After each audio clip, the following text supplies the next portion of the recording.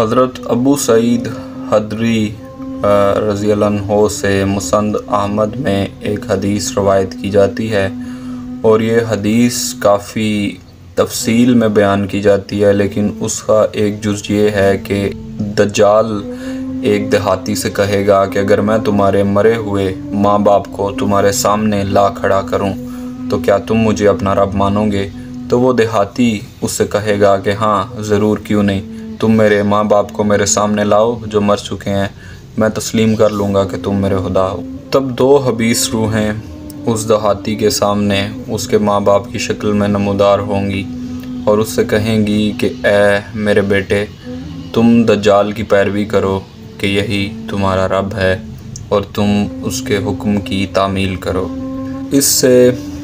یہ سراغ ملتا ہے کہ مردوں سے زندہ کا جو تعلق ہے، یعنی انسان کے جو عزیز و اقارب وہ مر چکے ہیں، ان سے مکالمہ کروایا جائے گا بندے کا جو کہ زندہ ہے، اس کا دعویٰ کیا جائے گا۔ اور یورپ اور امریکہ میں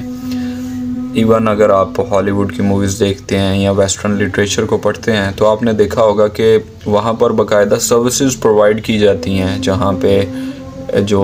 ایک رشتہ دار ہے، جو اگر وہ اپنے کسی مرے ہوئے رشتہ دار سے کچھ بات کرنا چاہتا ہے، if someone lost his wife, someone lost his mother,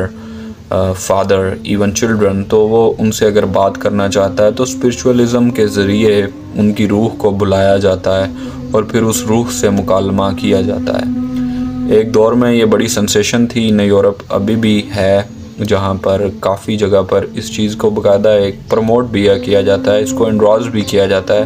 کہ if you want to talk with your dead relatives or if you want to talk with your dead parents then contact us۔ تو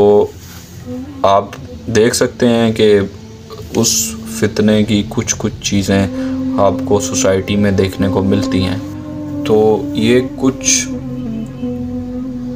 قدرتی قوانین ہیں جن کے اوپر دجال کو اختیار حاصل ہوگا، ان چیزوں کے اوپر اس کی ڈومیننس ہوگی۔ یہ فتنہ مذاق اڑانے کے قابل نہیں ہے، اس کو مذاق نہ اڑائیں، اس کا مذاق اڑا کر ان لوگوں میں شامل نہ ہوں جو اپنے رب کی نشانیوں کو جھٹلاتے ہیں۔ اس سے اس لیے خبردار کیا گیا ہے کہ ہم مسلمان لوگ اس فتنے سے بچنے کی کوشش کریں، اور اس کی نشانیاں ہمیں ہمارے روزمرہ کی زندگی میں دیکھنے کو بھی ملتی ہیں۔ آپ یوں کہہ لیں کہ دجال کا جو فتنہ ہے، جو دجال کا سسٹم ہے، وہ فی الوقت دنیا میں موجود ہے، اور جس طرح کسی کو بادشاہت میں لانے کے لیے حالات ایسے تیار کیے جاتے ہیں، اسی طرح اس کو بادشاہت میں لانے کے لیے حالات کریٹ کیے جا چکے ہیں۔ جس طرح آپ بحث کرتے ہیں کہ اسٹیبلشمنٹ ایک ملک چلاتی ہے، تو ایک آرڈر ہے جو دنیا کو چلانے کی کوشش کر رہا ہے، وہ حالات ایسے کریٹ کرتے ہیں by political turmoils, by the situations they create, کہ اس کو ایک سسٹم، ایک نیٹ ورک وہ دے چکے ہیں، اور اس نیٹ ورک پر آ کر بس دجال کی شخصیت نے، دجال دا پرسن نے بیٹھنا ہے۔ دجال the system is operating and it is operating from centuries, یہ صدیوں سے چلا آ رہا ہے، لیکن اب وہ اپنے آخری مراحل میں ہے۔